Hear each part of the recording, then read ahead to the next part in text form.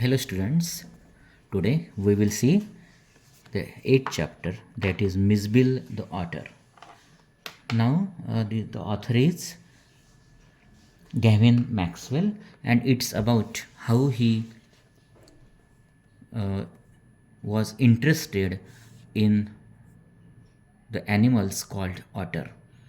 And आपल्याला ही सगळी जी माहिती आहे ती ह्या चॅप्टरविषयी घ्यायची आहे आणि आपण याच्यातनं एक्सप्लेन करूया. तर आपण बघूया. Before you read, Gavin Maxwell lives in a cottage in Camusfearna in the West Highlands in Scotland.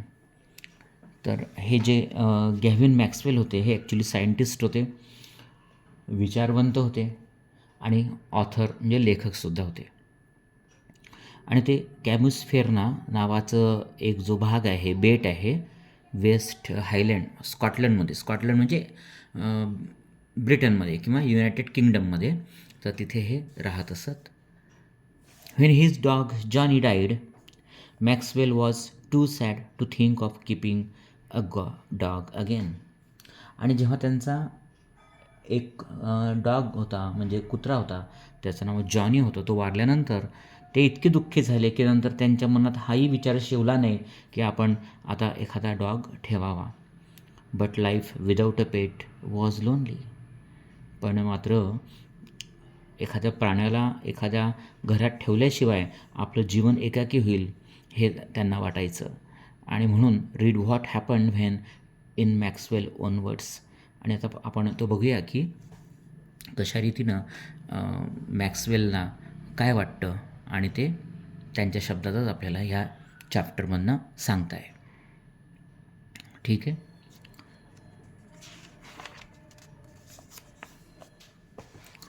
तर पार्ट फर्स्ट आहे त्यातला, section first. Early in the New Year of 1956 I travel to southern Iraq. New year 1956च्या ज्या New year होतं म्हणजे जानेवारीचा महिना असेल कदाचित, तर त्यावेळेस ते साऊदर्न इराकमध्ये प्रवास करत होते.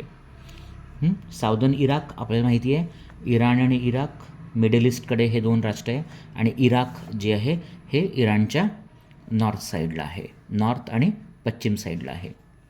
Bye then it had crossed my mind that I should like to keep an otter instead of a dog.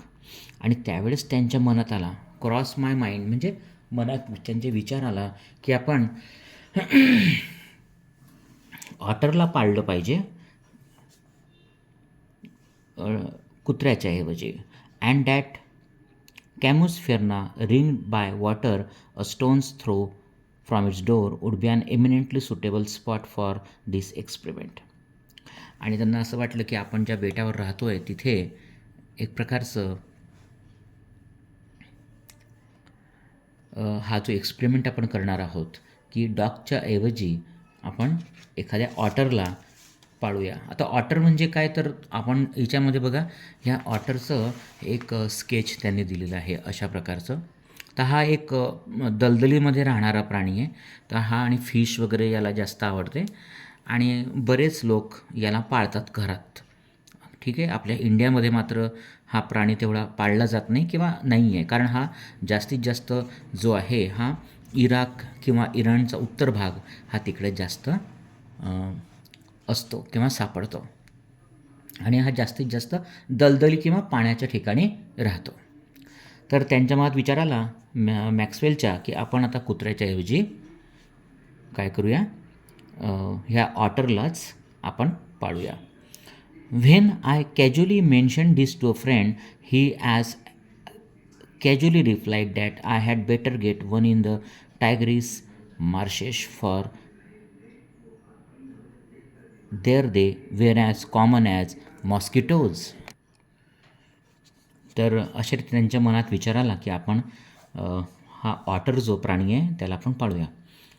आणि जेव्हा त्यांनी ही गोष्ट जी होती ही त्यांच्या मित्राला अगदी कॅज्युअली सहजपणे मेन्शन केली की बाबा असं असं मला करायचं आहे, तेव्हा त्यांच्या मित्रांनी त्याला सांगितलं की तुम्ही टायग्रीस मार्शेसमध्ये जे मिळतात तिथे तुम्ही जाऊ शकता. आणि तिथे हे अवेलेबल जसे आपल्या सगळीकडे मॉस्किटोज असतात, डास फिरतात ना जेवढ्या प्रमाणात, त्याच प्रमाणामध्ये हे ऑटर्ससुद्धा तिथे असतात. तर टायग्रीस काय आहे? टायग्रीस हे नदी आहे, तो आपल्याला माहिती आहे, इराकमध्ये बगदादच्या आसपास हिचं नदीचं नाव आहे टायग्रीस. आणि त्या मार्शेस म्हणजे एक प्रकारचा चिखलाचा किंवा पाण्याचा भाग. तर तिथे जो आहे तिथे हे खूप सारे आहे. And we are often tamed by Arabs. आणि हे जे अरब आहेत, अरब आपल्याला माहिती आहे की अरबस्तान अरेबियामध्ये किंवा इराकमध्ये किंवा कुवेत ह्या भागात राहणाऱ्या लोकांना आपण काय म्हणतो?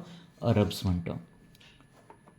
तर हे अरब लोक असतात, हे यांना पाळतात आणि अत्यंत त्यांच्या पाळीव प्राण्यांसारखे त्यांना हे ठेवतात. कोण? अरब लोक.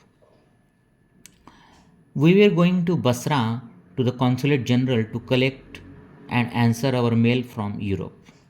आणि त्यावेळेस ते बसऱ्याला जात होते. बसरासुद्धा एक इराकचा महत्त्वाचं शहर आहे आणि तिथे एक कॉन्सुलेट जनरल आहे. कॉन्सुलेट जनरल म्हणजे काय? एखाद्या देशाचं दुसऱ्या ठिकाणी जे ऑफिस असतं, आपण म्हणूया त्याला कॉन्सुलेट जनरल म्हणतात. तर ते इंग्लंड किंवा आपलं म्हणूया ब्रिटिशांचं कॉन्सुलेट जनरल असेल कुठं? इराकमध्ये बसऱ्याला.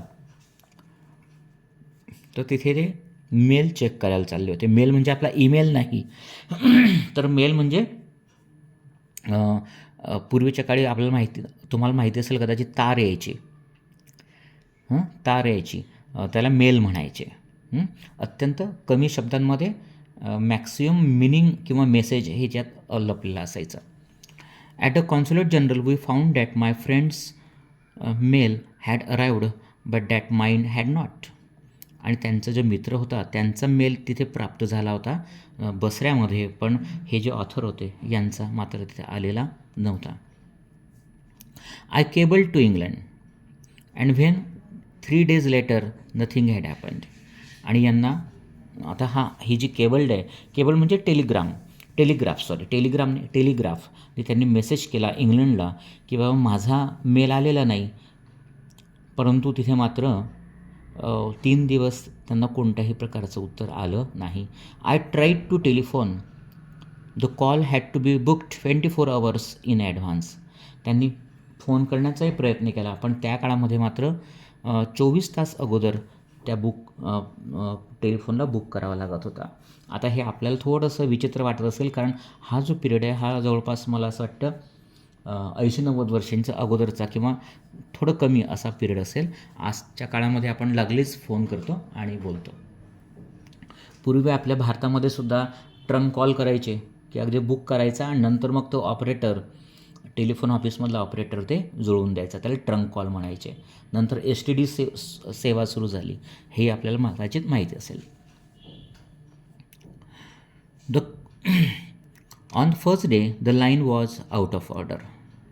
आता पहिल्या दिवशी त्यांनी टेलिफोन लावण्याचा प्रयत्न केला तर ती लाईन जी होती टेलिफोनची ती दुरुस्त नव्हती, खराब झालेली होती. On the second the exchange was closed for religious holiday. आणि दुसऱ्या दिवशी मात्र ते जे टेलिफोन एक्सचेंज होतं ते धार्मिक सुट्टीमुळे बंद होतं. On third day there was another breakdown. आणि तिसऱ्या दिवशीसुद्धा काय झालं की ते टेलिफोनचं काम होत नव्हतं, ते बंद पडलेलं होतं. My friend left. त्यांचे जे मित्र होते ते निघून गेले.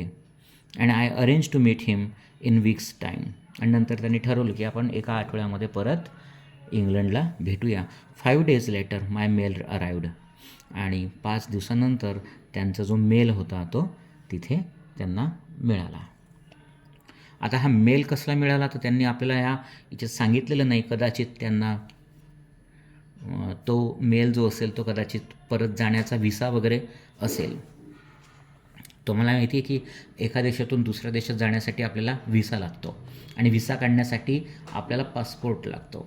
हा ह्या पूर्वीचा काळ आहे, तर पूर्वीच्या काळी काय नियम असेल ते आपल्याला माहीत नाही, पण ते मेलची वाट बघत होते आणि तो 5 दिवसानंतर तो मेल त्यांचा आला. I carried it to my bedroom to read and there squatting on the floor were 2 Arabs beside them lay a sack that screamed from time to time. आता तो मेल जो आला होता तो त्यांनी घेतला आणि ते बेडरूममध्ये गेले आणि वाचायला लागले. असे पाय दुमडून बसले तेवशी त्यांच्याकडे 2 अरब लोक आले आणि त्यांच्याकडे एक मोठी सॅक होती, पोतं होतं आणि त्या पोतं इकडे तिकडे होत होतं. They handed me a note from my friend, here is your otter. आणि त्यांनी एक नोट, एक पत्र छोटंसं त्यांच्या हातात दिलं, की जे पत्र होतं त्यांच्या दोस्ताचं, की जे अगोदर गेले होते निघून. त्यांनी सांगितलं की हे तुझं ऑटर आहे. ठीक आहे. आता सेक्शन सेकंड.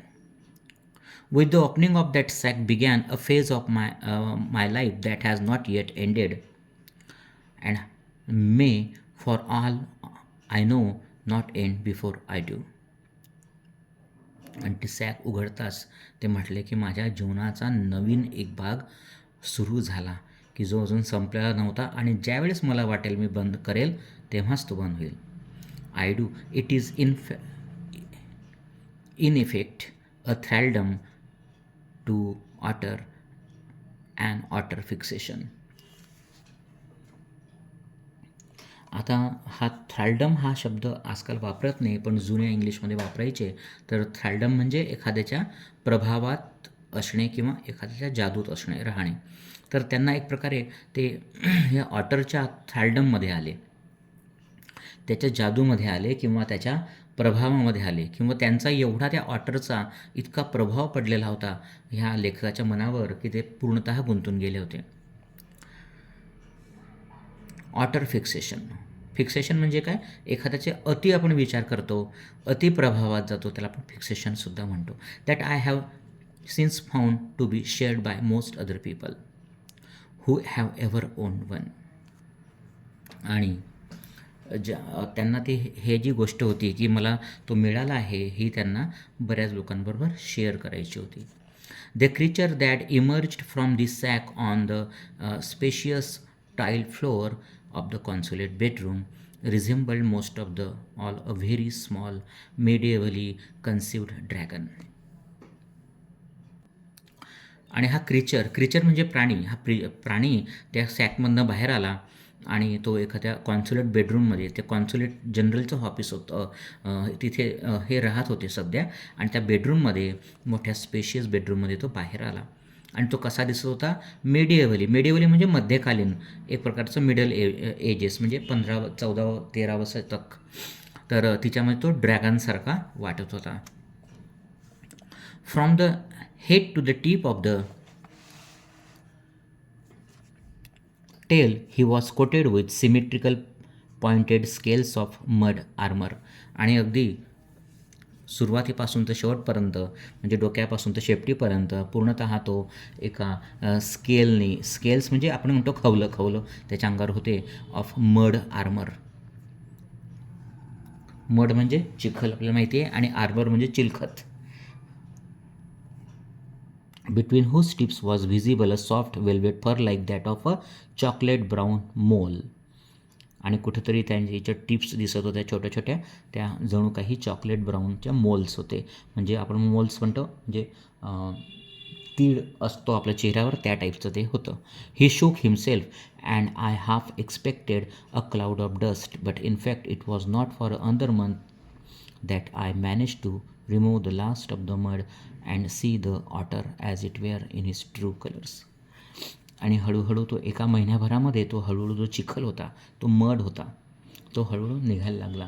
कारण आपण अगोदर पाहिलं होतं की तो बसऱ्याचा जो भाग आहे, जिथे टायग्रिस नदी आहे, तिथे चिखलामध्ये हा प्राणी राहतो, आणि त्याच्यामुळे खूप सारा जो चिखल होता तो त्याच्या अंगावरती होता. आणि लेखकानं काय केलं? हळूहळू तो जो त्याच्या अंगावरचा चिखल होता तो हळूहळू साफ करत गेला, आणि महिन्याभरानंतर त्याचे जे खरे रंग होते, ट्रू कलर्स, हे त्या प्राण्याचे याचे दिसायला लागले. Mijbil, as I called the otter. आणि त्याचं नाव काय ठेवलं त्यांनी? मिझबिल. आता मिझबिल हे अरेबिक नाव आहे, ठीक आहे, पण त्याचा अर्थ काय होतो आपल्याला माहीत नाही, पण ते नाव मात्र अरेबिक आहे. In fact, of a race previously unknown to science and was at length christened by zoologist Luttrell Perspicillata Maxwell or Maxwell's otter.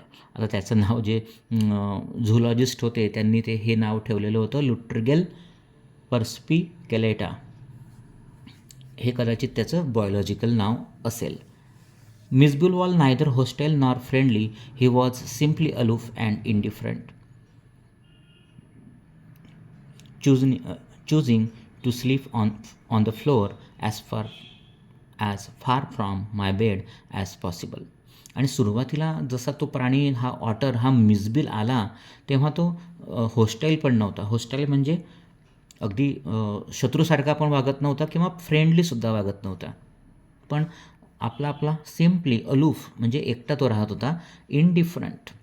त्याला ह्या लेखकाशी देणंघेणं नव्हतं, मात्र त्या फ्लोअरच्या कोपऱ्यामध्ये जाऊन तो त्याचा राहत होता, तिथे झोपायचा. हे पहिल्या दिवशीची गोष्ट झाली. The second night Mijbil came on to my. तर दुसऱ्या दिवशी मात्र तो हळूहळू मिसबिल जो होता तो त्या त्यांच्या बेडवर आला and remained asleep in the crook of my knees until the servant brought tea in the morning. आणि सकाळपर्यंत तो त्यांच्या पायाजवळ झोपलेला होता. And during the day he began to lose his apathy and take a much too keen interest in his surroundings. आणि हळूहळू तो त्याचा मनातला जो दुरावा होता तो जायला लागला आणि हळूहळू तो इंटरेस्ट घ्यायला लागला आणि आजूबाजूचा जो भाग होता त्याच्यात याला इंटरेस्ट यायला लागला. I made a body belt for him and took him on a lead to the bathroom where he half an hour he went wild with joy in water plugging and rolling in it. आणि त्यांना एक belt बांधला आणि बाथरूममध्ये घेऊन गेले आणि त्या पाण्यामध्ये त्यानं मात्र खूप मजा केली, कारण त्याला तो पाण्यातलाच प्राणी आहे. Shooting up and down the length of the bathtub under water. आणि बाथटबमध्ये सुद्धा त्याने खूप मजा केली. And making enough slosh and splash for hippo. आणि वेगवेगळं पाणी तर उडवायला लागलं तिथे. This I was to learn is a characteristic of otters. आणि इथे त्यांना मात्र त्या ऑटर्स प्राण्याच्या ज्या कॅरेक्टरिस्टिक्स असतात की जे वेगवेगळे गुण असतात ते त्यांना कळायला लागले. Every drop of water must be so to speak extended and spread about the place. A bowl must at once be overturn or if it will not be overturn be sat in and splash in until it overflows. आणि हे लेखकाला वाटतं की इथे आता आपण जो bathtub आहे हा नेहमीच फुल भरला पाहिजे, जेणेकरून तो त्यात चांगल्या प्रकारे तो तिथे एन्जॉय करेल. Water must be kept on the move and made to things when static it is wasted and provoking. आणि हे पाणी मात्र जे आहे हे वाहणारं हवं. जर तिथे थांबलं तर ते त्याला एक प्रकारे कुठेतरी त्याला राग येतो. कुणाला? त्या प्राण्याला. म्हणजे पाणी तुमचं सतत नळातनं पडलं पाहिजे म्हणजे त्याला ते आवडतं. ठीक आहे. तर विद्यार्थी मित्रांनो, आज आपण इथे थांबूया आणि पुढच्या व्हिडिओमध्ये आपण जो नेक्स्ट उरलेला चॅप्टर आहे तो पूर्ण करूया. थँक्यू.